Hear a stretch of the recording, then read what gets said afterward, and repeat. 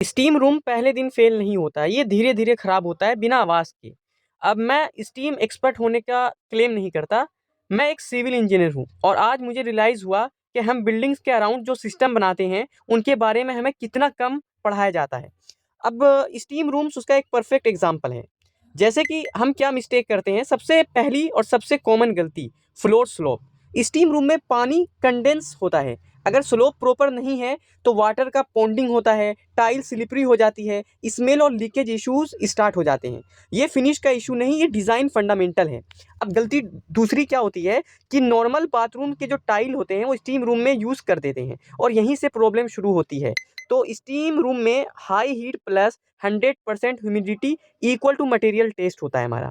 तो wrong finishes मतलब tile debonding, grout floor, ceiling dripping होती है। अगर अगली मिस्टेक की बात करूँ तो ये मिस्टेक सबसे ज़्यादा इग्नोर होती है। स्टीम सिर्फ अंदर नहीं रहती, वो वॉल्स के थ्रू ट्रेवल करती है। नो वेपर बैरियर, डैम्प वॉल्स, पेंट बबलिंग, स्ट्रक्चर के अंदर मॉइस्चर आ जाना। तो प्रॉब्लम दिखेगी 6 से 12 महीने बाद आपको ये सारी।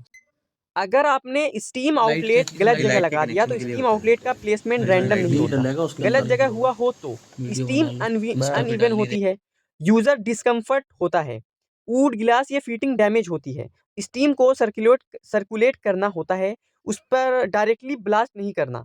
अब क्या होता है, नो एक्सेस पैनल। जनरेटर बाहर है ठीक है, पर एक्सेस कहाँ है? एक्सेस पैनल नहीं होगा तो क्या दिक्कत हो सकती है? मेंटेनेंस नाइटमेयर, टाइल्स तोड़नी पड़ती है, क्लाइंट गुस्सा और कॉन्ट्रैक्टर परेशान।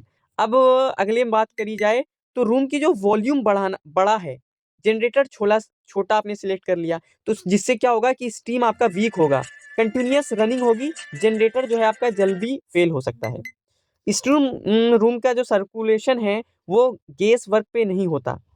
अब स्टीम रूम एक दिन में फेल नहीं होता, ये साइलेंटली फेल होता है, जैसे कि जब डिज़ाइन फंडामेंटल्स इग्नोर किए जाते हैं या फिर या जो भी आपने ये सारे पॉइंट्स नहीं देखे। तो ये वीडियो जो है एक्सपर्ट बनने के लिए नहीं है, ये आपका एक रिमाइंडर है कि सिविल आर्किटेक्चर और एमईपी कोऑर्डिनेशन सिर्फ ड्राइंग के लिए नहीं, लॉन्ग टर्म परफॉर्मेंस के लिए होती है। तो फॉलो करो फॉर ऑनेस्ट साइट लेसन और इस वीडियो को किसी इंजीनियर दोस्त के साथ शेयर करो।